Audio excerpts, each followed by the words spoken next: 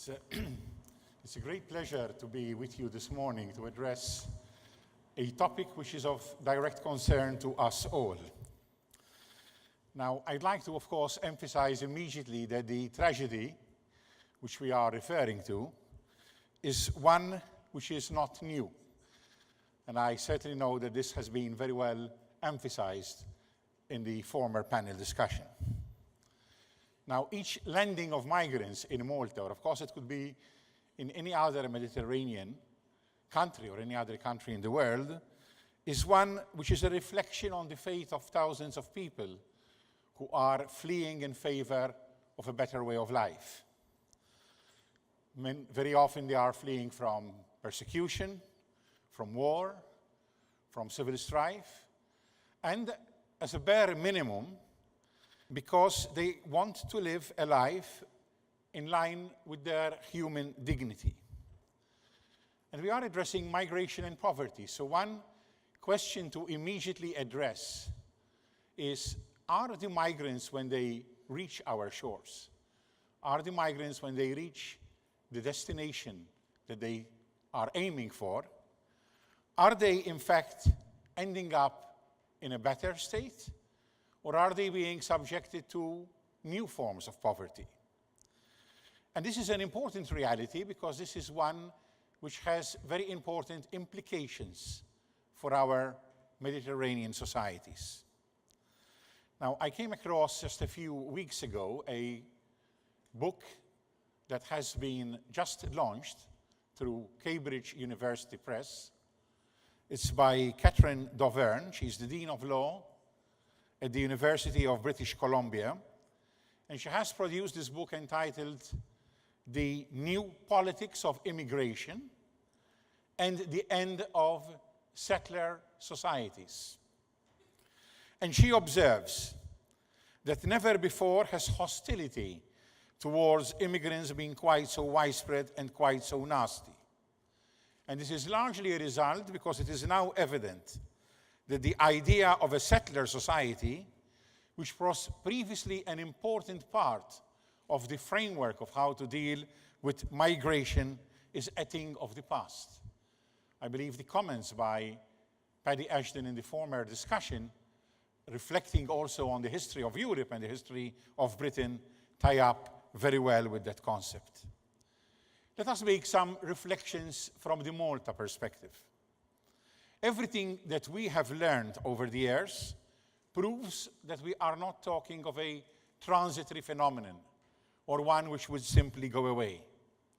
So our challenge really is not so much to talk in terms of solving a problem as it is in talking in terms of how to manage migration in a long-term, humane, just, and sustainable manner.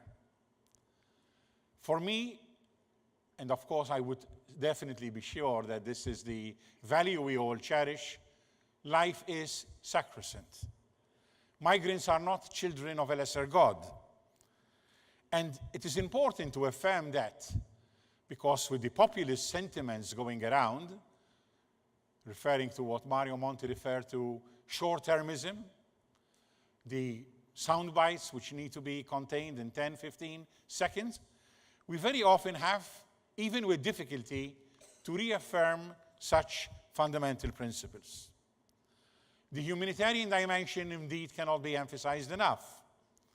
We are talking of the shattered dreams of mothers for their children, of fathers for their family, the thousands that have lost their lives in our Mare Nostrum. So how could one turn a blind eye? There is, of course, another side to the argument in the political sphere which we need to refer to. And that is the argument which refers to the effects of thousands of migrants reaching our countries. They reach us without documentation. They are destitute in search of a better life. And in Malta, to give one example, that would have had an impact on the cultural, on the religious, on the language landscape, and on the social landscape of the country. And of course, that wakens an inherent sense of insecurity within unfortunately, a sizable part of the population. And that leads to difficulties which cannot be easily aligned, and to dilemmas which cannot be easily resolved. Now, in the European Parliament, and thanks in that regard even to a recent report produced by our member of the European Parliament, Roberta Metsola, the European Parliament is trying to look at the issue more holistically. And I believe to a very large extent that is also happening at the Commission level. But I would like to state, and this is not to add to any former gloom we had earlier today, but this is not yet the attitude of most member states. And even if we look at the recent relocation program, not in terms of what decided, but what is in fact happening, so you change a 120,000 target into a few hundreds effectively relocated, then we really have still a long way to go. And part of the emphasis from our perspective again is, what are the principles of solidarity, of sharing of responsibility? And that is what we really need to achieve. And to achieve it in the European sphere, in an integrated basis, but also to be able to look beyond Europe.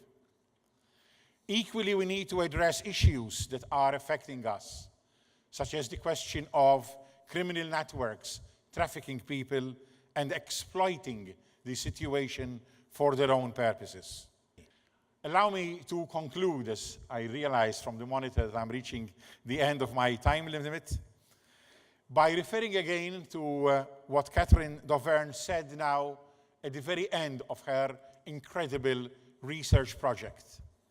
And she said, it is time to begin a new narrative of migration, a new narrative which will first and foremost emphasize the human dimension, hopefully leading us to return to a rich account of multiculturalism that moves beyond mere liberal diversity. Let us manage migration better, but above all, let us look at it holistically, and let us emphasize the human dimension first and foremost. Thank you.